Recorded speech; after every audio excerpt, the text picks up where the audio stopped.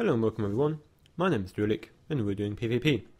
Basically, this video is going to be about, why I fucking hate solo ranked. Starting off in the very first round is a very simple play. It is a setup combo as I showed on my mercenary on this sorcerer who fortunately does not know how to break it and bubble. He just died right there. And that is basically it. This round should be over quite easily right there. It's got the second bubble out now. The kick down, Juggernaut just jumps right up again. Tries to do some damage, but at this point, what really is going to happen? Well, what is going to happen is that our healer still manages to die somehow in a situation where they, don't have to deal really with that much. But that's basically just the people you encounter in arena sometimes. And to spoil the first round, we're going to win the first round. It's not a problem. Because, if that was a problem, that would be terrible. Now, these two guys, trying to completely burst me right there, so I'll just break it and kick them down, because I don't want none of that. Use my med pack right there, and, just kill the other Juggernaut right here, make it easy for my team, because, right now in the situation, it's a 2v1, now this should be easily won. Yeah. So, what basically I am getting at with why I hate solo ranked is, there are certain games in which it doesn't matter how good you play. It really doesn't matter how good you play. You are still going to lose, and this is something I'm not. I have to say I do not approve of. Now you can see right here I did 120k damage as opposed to the other two damage dealers who did around 60 to 70 to 80k. I don't know exact numbers there. Didn't look that, but basically that is less. That's also acceptable, some guy can carry the weight of the team and stuff like that. We still won. It's all in the realm of acceptable. If you're not able to do that much damage, maybe you got focused, maybe something happened, maybe you got kicked down or CC'd. I have a lot of room of interpretation for why you would, deal less damage. The only thing I'm not happy with is if you're playing like utter shit. And this is something, the healer, he stayed down this round because he didn't want to get globed, so I just think, just burst the other Sorc. Unfortunately, though, this Sorc knows how to break and bubble, which is what he did right there. So at this point, you have got two Juggernauts behind at our healer who has to just immediately bubble because he can't handle it, and at this point, I'm just trying to, stun the Ravage off. Didn't see that he was already in the bubble. Have no fucking clue why he did use his bubble right there. It wasn't really necessary. He should have gone into the bubble when he was, I don't know, at 0%, maybe not at 60%. Who bubbles at that point? That's just fucking ridiculous. But he did it anyway.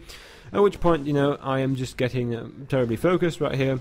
The healer who stayed down at the beginning, just got kicked down. And at this point, what the fuck are these damage dealers doing of mine? So our healer gets raped up here from the 3 damage dealers. No chance for him. Just jumping down here. And, the other healer just now goes into the bubble. Like, what is actually wrong right here? What is happening? What are these two people doing? You can see that, if 2 of the enemy damage dealers are on a target, then that immediately, has to use everything and dies.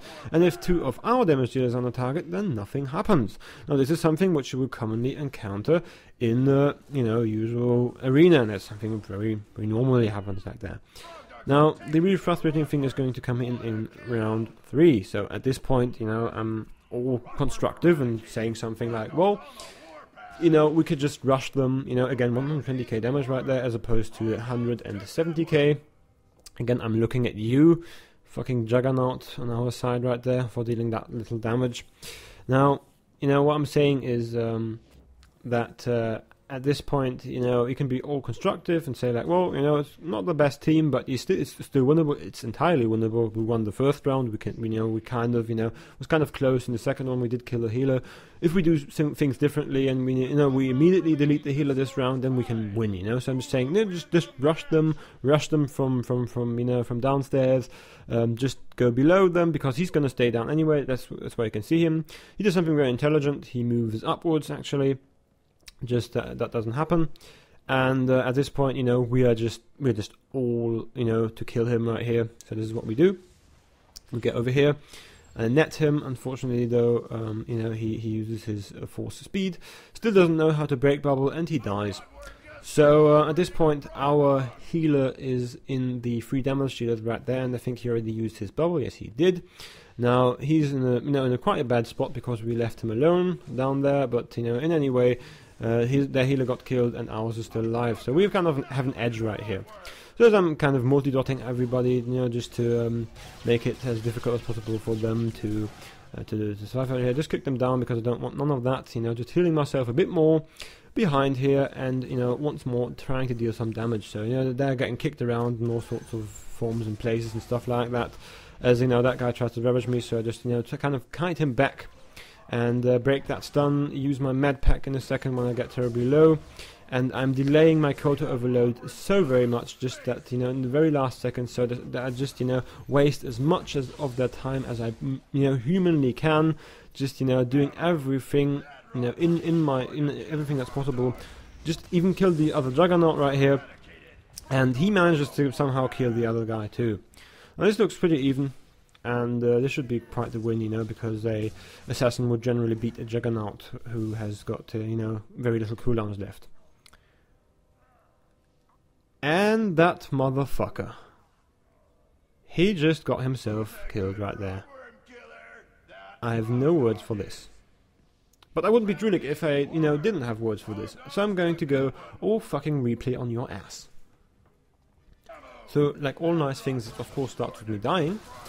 Now, the Juggernaut now has 25% HP, but he has got enraged defenses, so he's going to go up in his HP a bit.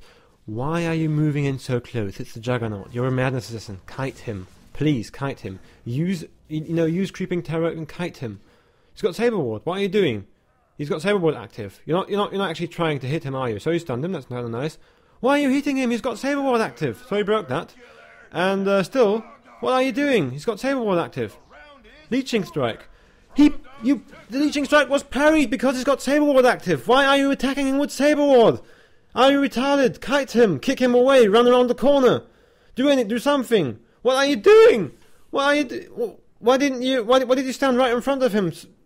Why are you running away now? It's too late. What the fuck are you doing? What the fuck are you doing? My God, what the fuck is he doing? You're a madness assassin. You can kite people. You don't have to stand next to them and take the damage. Just root them and run away. And if they're coming back, kick them away. And if they're coming back and jump at you, run away with 4 speed. Are you retarded? God damn it. We lost that game entirely on the back of you. I'm looking at you. Yes, I am. And this is why I hate solo ranked. My name is Drewlik. You've watched Drewlik PvP. And as always, have a good one.